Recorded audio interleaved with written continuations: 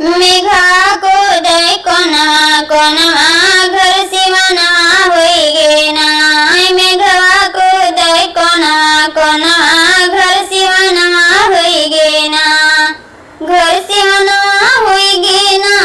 घर सिवाना होई गे ना। मेघा को दय कोना कोना घर सिवाना होई गे ना।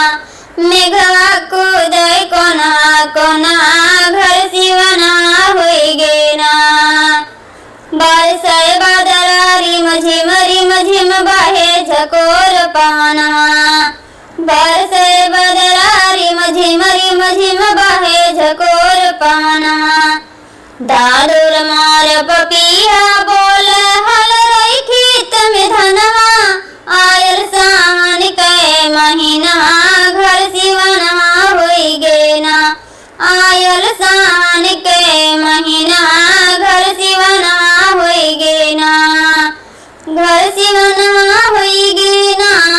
घर सिवनवा होई गे ना। मेघवा को दय कोनवा कोनवा घर सिवनवा होई गे ना।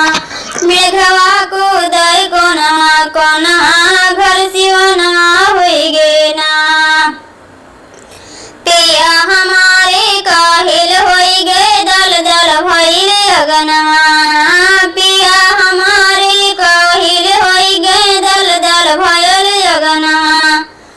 माघा नक्षत्र घेरी के बरसई चुई सारम कनवा।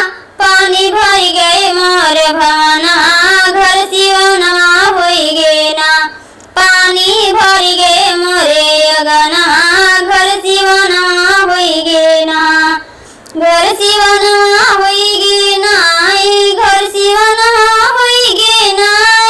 मेघा को दय कोना कोना घर सिवनवा होई गे ना। मेघा को दय कोना कोना घर सिवनवा होई गे ना। लोई बही के तैरन लागी तावा बहई अगनवा।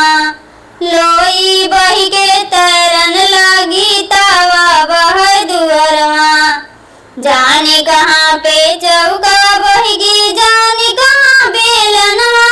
भौरी काटई मोर सजना घर सिवनवा होई गे ना। भौरी काटई मोर सजना घर सिवनवा होई गे ना। घर सिवनवा होई गे ना। घर सिवनवा होई गे ना। मेघवा को दय कोनवा कोनवा घर सिवनवा होई गे ना। मेघवा को दय कोनवा कोनवा